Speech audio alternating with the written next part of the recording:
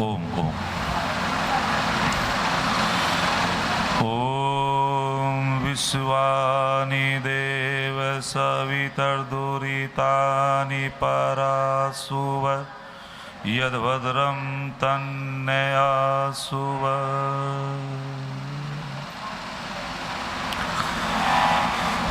मंचासीन आर्य जगत के युवा क्रांतिकारी भजनोपदेशक भाई संदीप आर्य जी,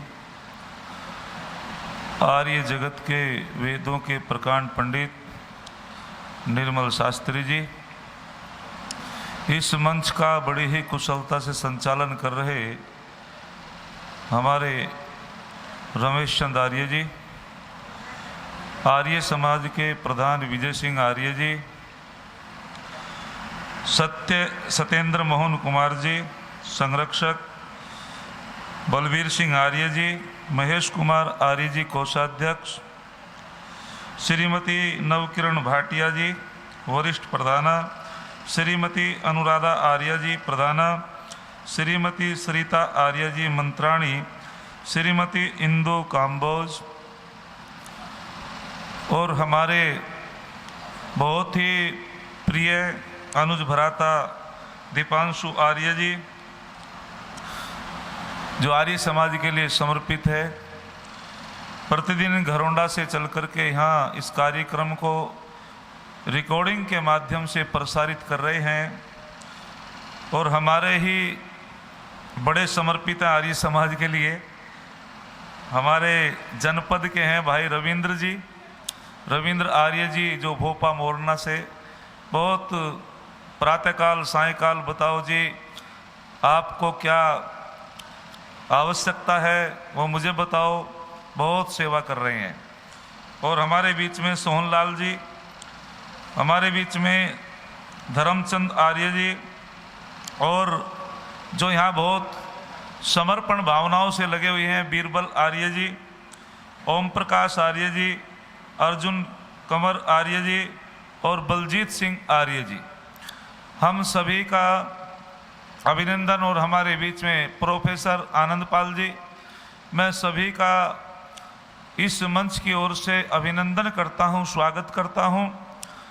हमारी वंदनीय मातृशक्ति और हमारी बेटियां, बहुत ही सुंदर कार्यक्रम हम श्रवण कर रहे थे और आज का विषय भी स्वामी दयानंद का विषय है। ऋषि दयानंद के इतने उपकार हमारे ऊपर है, एक शाम से कोई भी वर्णन नहीं कर सकता प्रधान जी। लेकिन कुछ थोड़ी सी संक्षिप्त बातें मैं आपके बीच में रखूंगा, आप ध्यान दे के सुनेंगे तो निश्चित रूपेण हमें पता चलेगा कि ऋषि दयानंद की कितनी बड़ी देन रही। हर क्षेत्र में काम किया स्वामी दयानंद ने। मैं जब आकर के बैठा तो मेरे सामने वो बेटी बैठी, क्या नाम बेटी आपका? हाँ हाँ हाँ, राखी। अनाथालय से आई हो? हाँ, तो वो आर्य समाज की संस्था ही होगी शायद। तो मैंने देखा बेटी के दोनों हाथों में काले धागे हैं, एक में नहीं भाई, दोनों में। और एक बार हम बुलंदशहर में प्रकाशपुर गांव में गए, मवासी सिंह आर्य थे, वे जिले के मंत्री थे, प्रधान थे। तो जैसे हम बैठे तो 11 लड़कियों के गले में वो जो ईसाइयों का तावीज था, और मैंने तो निसंकोच भाव से कह दिया, मैंने कि बेटिया आप कहाँ पढ़ती हो? कॉन्वेंट में पढ़ते हैं। ये किसने दिया आपके गले में? यज्ञोपवीत है। बोले नहीं। आप कौन से परिवार से है? जी इन्हीं के परिवार से हैं जो प्रधान जी हैं जिले के। मैंने कहा कि इन्होंने कभी टोका नहीं? बस वे मौन हो गई।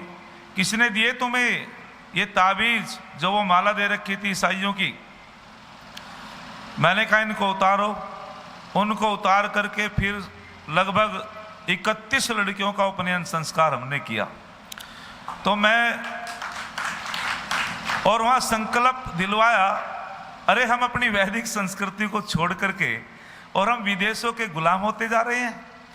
तो मैं निवेदन करना चाहता हूं, बेटी इनको अभी उतारो, राखी इनको उतार दो। ये हमारा प्रतीक नहीं है। और यदि आचार्य इस बात पे ध्यान नहीं देंगे, क्या मैं गलत कह रहा प्रोफेसर साहब? यदि आचार्यगण इस बात पे ध्यान नहीं देंगे, धीरे धीरे ये बच्चे फिर ईसाई संस्कृति को अपना लेंगे। और वैदिक संस्थाओं में पढ़ने वाले बच्चों के ध्यान रखना चाहिए आचार्य गणों को। अरे उनके गले में क्या है, हाथ में क्या प्रतीक है? अरे हमारे यहाँ तो यज्ञों में भी काला और नीला कपड़ा निषेध है। यज्ञ में भी काला कपड़ा पहन करके, नीला कपड़ा पहन करके नहीं बैठना चाहिए। तो हमको इस पे ध्यान देना चाहिए। आइए थोड़ा सा चिंतन में आपके बीच में करूंगा। आपने एक नाम सुना होगा, और बहुत ही अच्छे साहित्यकार हुए हिंदी के, उन्होंने बहुत सुंदर एक पुस्तक लिखी, संस्कृति के 4 अध्याय। क्या लिखा? संस्कृति के 4 अध्याय। और रामधारी सिंह दिनकर लिखते हैं संस्कृति के 4 अध्याय में, बेटी खोल दे इसको, हाँ एकदम। तो संस्कृति के 4 अध्याय, और वे लिखते हैं संस्कृति के 4 अध्याय में कि महर्षि स्वामी दयानंद से पहले ये हिंदू जाति फुसफुसिया हो चुकी थी। जरा ध्यान देंगे भाई, एक एक शब्द पे ध्यान देना पड़ेगा। ये हिंदू जाति स्वामी दयानंद से पहले फुसफुसिया जीव हो चुका था। अच्छा, फुसफुसिया किसको कहते हैं जी? जिसमें मेरुदंड नहीं होता, जो खड़ा होकर के नहीं चल सकता। अर्थात रामधारी सिंह जो हिंदी के बहुत बड़े साहित्यकार हुए, उन्होंने कहा कि यदि कोई विधर्मी आकर के कुछ भी कह देता था तो वे जो है चुप लगा जाते थे, उनको कोई जवाब नहीं देते थे। और ऐसा नहीं कि धर्म परिवर्तन तलवार से हुआ है, विचारों से भी हुआ है, कलम से भी हुआ है। इतने हम कमजोर हो गए थे विचारों से। तो उन्होंने कहा कि स्वामी दयानंद से पहले हम में उठकर खड़े होकर बोलने की हिम्मत नहीं थी, हम इतने कमजोर हो चुके थे। बहुत अच्छा प्रमाण देते हैं, यदि स्वामी दयानंद ना होते तो हम में तर्क ना होता, यदि ऋषि दयानंद ना होते तो हम अपनी संस्कृति को जान ना पाते, अपनी सभ्यता को जान ना पाते। निश्चित ऋषि दयानंद का बहुत बड़ा उपकार हमारे ऊपर है। कहते हैं कि एक बार विचारों से भी हमारा धर्म परिवर्तन होता चला गया। कहते हैं कि एक बार दिल्ली गांधी पार्क में एक बहुत बड़े पौराणिक पंडित थे जिनका नाम था रतिराम शर्मा। क्या नाम था बोलो? रतिराम शर्मा, पंडित रतिराम शर्मा। और वे उनकी कथा चल रही थी, पौराणिक पंडित थे। वहां एक गुलाम बसी नाम के पादरी आ जाते हैं, और गुलाम बसी जो पादरी थे बड़े कमाल का व्यक्ति था। उसने बहुत अध्ययन कर रखा था, पुराण भी पढ़ रखी थी, वेदों का भी अध्ययन था। तो गुलाम बसी ने कहा, हजारों की संख्या में श्रोता गण थे, तो गुलाम बसी ने कहा कि पंडित जी महाराज, यदि मैं एक आपको यजुर्वेद के 23वें अध्याय का 19वां मंत्र देता हूं। अपने झोले में से यजुर्वेद निकाला, यदि आप इस मंत्र का अर्थ इस सभा के बीच में सुना दो तो मैं सनातन धर्म को स्वीकार कर लूंगा, और यदि आपने नहीं सुनाया तो तुमको ईसाई मत स्वीकार करना पड़ेगा। अब पंडित रतिराम शर्मा ने कहा, बिल्कुल, वेद तो ईश्वर का ज्ञान है, वेद में तो सब सत्य है, और मैं क्यों नहीं सुना सकता। बिल्कुल लाओ यजुर्वेद और मैं उसको सुना दूंगा। बोले, यदि आपने सुना दिया तो मैं निश्चित रूपेण कहना चाहता हूं कि ईसाई मत को छोड़ करके सनातन धर्म को स्वीकार कर लूंगा। अब यजुर्वेद दे दिया गया। पंडित रतिराम शर्मा ने जैसे उसका भाष्य पढ़ना शुरू किया तो इस मंत्र का इतना अश्लील अर्थ किया प्रोफेसर साहब, सायण महीधर आदि ने, कि इतना अश्लील अर्थ किया, जैसे उसने 1-2 लाइन पढ़ी, पंडित जी की बोलती बंद हो गई। और गुलाम बसी कहने लगा, बोलो पंडित जी, करो उसका भाष्य। जो श्रोता गण थे वे कहने लगे, पंडित जी का दिमाग खराब हो गया, इतने अश्लील अर्थ और ऐसी ऐसी गंदी गंदी बातें, महिलाएं भी बैठी थी, बेटियां भी बैठी थी, इसका दिमाग में गड़बड़ है, ये क्या पढ़ रहा है। और पंडित जी फिर मौन हो गए। गुलाम बसी ने कहा सुनाओ, आगे सुनाओ, पूरा इसका अर्थ सुनाओ। और वो मंत्र कौन सा था? वो मंत्र, उस मंत्र का अर्थ का अनर्थ किया है, जो 23वें अध्याय का 19वां मंत्र है, बड़ा प्रसिद्ध मंत्र है। महर्षि स्वामी दयानंद ने उस मंत्र का प्रमाण ऋग्वेद आदि भाष्य भूमिका में भी दिया है। मंत्र है, गणनाम त्वा गणपतिम हवामहे, प्रियनाम त्वा प्रियपतिम हवामहे, निधिनाम त्वा निधिपतिम बोलो हवामहे। ये मंत्र है और इसका अश्लील अर्थ किया था सायन आदि ने, महीधर आदि ने। पंडित जी मौन हो जाते हैं और वे बिल्कुल बोल नहीं पाते। तो गुलाम बशी ने कहा, जब आप इसका पूरा अर्थ नहीं सुना पाते, आप तो बड़ी डींगे मार रहे थे। वेद परमात्मा का ज्ञान है, वेदों में तो बहुत अच्छे पवित्र अर्थ किए गए हैं, अब तुम्हारी बोलती बंद क्यों हो गई? मौन हो गए पंडित जी महाराज। और सारी सभा पंडित जी की बेइज्जती नहीं थी, बल्कि सारे पौराणिक समाज की बेइज्जती थी। और पादरी उसके सर पे चढ़ता चला गया, गुलाम बशी। लेकिन पंडित जी को एक बात ध्यान आई, वहां नयाबास आर्य समाज के कुछ लोग बैठे हुए थे। पंडित जी को थोड़ा होश आया। पंडित जी रतिराम शर्मा ने कहा, भैया यहां कुछ आर्य समाज के लोग भी बैठे हैं क्या? उन्होंने हाथ खड़ा कर दिया, जी हाँ पंडित जी महाराज, वे भी सुनने के लिए आ गए थे, हम बैठे हैं।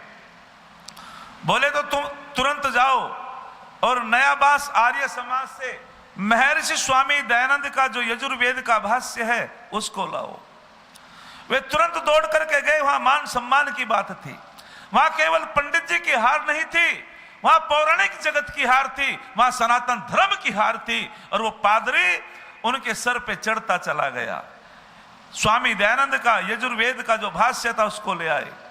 पहले तो पंडित जी ने अपनी तसल्ली के लिए उसको पढ़ा और पढ़ करके फिर कहा गुलाम बशी से कि मैं अब सुनाऊंगा इस मंत्र का अर्थ। बोले सुनाओ। कहते हैं कि गुलाम बशी अंधा था, पादरी साहब अंधे थे, विद्वान बहुत थे। जैसे उन्होंने स्वामी दयानंद का भाष्य सुनाना शुरू किया, गणपति का अर्थ होता है, अभी गणेश चतुर्थी आती है ना, और गणेश जी की पूजा होती है, और फिर बाद वाले दिन उसकी प्रतिमा को कहां डाला जाता? बोलो। हाँ जी, कहां डाला जाता है? पहले तो महाराष्ट्र में थी, अब हमारे यहां भी प्रचलन हो चुका है।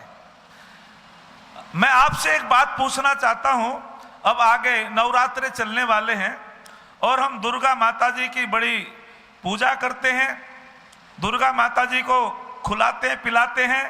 पहले तो मैं पूछना चाहता हूं कि पूजा शब्द का अर्थ क्या है? लोग कहते हैं कि पहले हम भगवान को भोग लगाते हैं और भगवान को भोग लगाने के बाद में स्वयं खाते हैं। बड़े बड़े डॉक्टर कहते हैं शहरों में, डॉक्टर साहब काम चले गए, बोले डॉक्टर साहब जो है अभी पूजा में बैठे हैं। मैंने कि किसकी पूजा कर रहे हैं? भगवान जी की पूजा कर रहे हैं। मैंने कि डॉक्टर साहब अब क्या कर रहे हैं? कहा भगवान जी को भोग लगा रहे हैं। अब भगवान जी को भोग लगा रहे हैं। मैं आपसे पूछना चाहता हूं, पूजा जो शब्द है इसका अर्थ क्या है? पूजा शब्द पूज सेवायाम से बना है और भजन भी भज सेवायाम से बना है। पूजा का अर्थ होता है आदर करना, सत्कार करना, आवश्यकताओं की पूर्ति करना। अब ईश्वर तो अकामा है, परमात्मा तो एक रस है, परमात्मा तो देने वाला है। परमात्मा के पास कोई ऐसी चीज नहीं जो परमात्मा को हम दे दें। बोलो हाँ या ना? कुछ ना कुछ ऐसी बात सीख करके भी जानी चाहिए। अंतिम सभा है, कल की ओर है। तो पूज सेवायाम, परमपिता परमात्मा तो सब पदार्थों का स्वामी है, उसके पास कोई कमी नहीं है भैया। है जी? वस्तु की बात कर रहा मैं, खाने पीने वाली। पूजा का मतलब जो वे भोग लगा रहे हैं उसकी बात कर रहा हूं। तो कोई हम भौतिक पदार्थ दे सकते हैं, लड्डू, हलवा। परमात्मा तो अकामा भी है, निराकार भी है। तो यहां समझना पड़ता है परमात्मा अकामा है, उसकी कोई कामना नहीं है। तो पूजा की आवश्यकता किसको पड़ी? कहते हैं कि पूजा का अर्थ हुआ सम्मान करना, आदर करना, आवश्यकताओं की पूर्ति करना। एक पूजक होता है एक पूजा की सामग्री हो और एक पूज्य होता है। अच्छा, पूजक कौन है? बेटा। पूज्य कौन है? माता पिता। सामग्री क्या है? जो उनको आवश्यकता है। माँ ने कहा बेटा मुझे आज फलों की आवश्यकता है, तो वो माँ की पूजा हो गई। पिता ने कहा बेटा मुझे अमुक वस्तु की आवश्यकता, वो पिता की पूजा हो गई। लेकिन इन पौराणिक लोगों ने एक काम और करना शुरू किया, और बड़े चतुर हैं भारत के लोग। इन्होंने सोचा जो वास्तविक हमारी देवता है माता पिता सास, यदि उनकी पूजा करेंगे तो इनको तो दोनों समय भोजन देना पड़ेगा। अब उन्होंने क्या काम किया कि हम जो हैं एक काम करते हैं, हमें जो है कभी कभी जैसे नवरात्रों में बस 9 दिन ही तो करनी पड़ती है एक वर्ष में, और वे खाती भी नहीं है और उन भोग लगाती हैं, और उनको जो है पहले भोग लगाया जाता है फिर बाद में खाया जाता है। वो आयुर्वेद की दृष्टि से जब ऋतु का परिवर्तन होता है तो व्यक्ति बीमार पड़ जाता है। हमारे ऋषियों ने विधान दिया कि जब मौसम बदलता है, ऋतु बदलती है, उस समय व्यक्ति को उपवास से रहना चाहिए, हल्का भोजन करना चाहिए। मतलब तो ये था, लेकिन हमने समझा नहीं इस बात को। एक माता पिता अपने बेटे से कहने लगे बेटा हम 2-3 दिन के लिए बाहर जा रहे हैं। उनके पास एक गाय थी, बेटा इस गाय की पूजा करना। और बेटी भी थी। उन्होंने की ठीक है माता जी। अब उन्होंने तो जो मंदिर में पूजा होती थी वही करी, जैसे मंदिर में करते हैं। वे क्या काम करते, गाय माता के तिलक भी लगाते चंदन का, और थाली में जो है पुष्प रखते और उसमें धूप बत्ती जलाते और वो उसकी आरती उतारते प्रातःकाल सायंकाल। 2 दिन बाद जब आए भाई साहब गाय की हालत बिगड़ गई। गाय की पूजा तो आवश्यकता जो उसकी थी वो करनी थी। गाय को प्यास में क्या देना चाहिए था बोलो, और भूख में क्या देना था? चारा। लेकिन उन्होंने तो वही की जो चल रही पौराणिक जगत में। जब 2 दिन बाद वे वापस लौटे तो उन्होंने कहा अरे गाय की हालत तो खराब है, क्या हुआ? आपने पूजा नहीं की? उन्होंने की माताजी हम तो प्रातःकाल भी करते थे सायंकाल भी करते थे। बोले क्या करते थे? बोले हम तो चंदन का टीका लगाते थे, धूप बत्ती भी दिखाते थे, थाली भी घुमाते थे। उसने की मूर्खो, पूजा शब्द का ये अर्थ नहीं है। पूजा शब्द का अर्थ है आवश्यकताओं की पूर्ति करना। जो जो जिसको आवश्यकता है वस्तुओं की, वो वस्तु उसको दे दो, उसकी पूजा हो गई। विद्वानों की पूजा क्या है? उनको अतिथि सत्कार करेंगे, उसकी पूजा हो गई। तो हम समझ नहीं पाए पूजा शब्द को।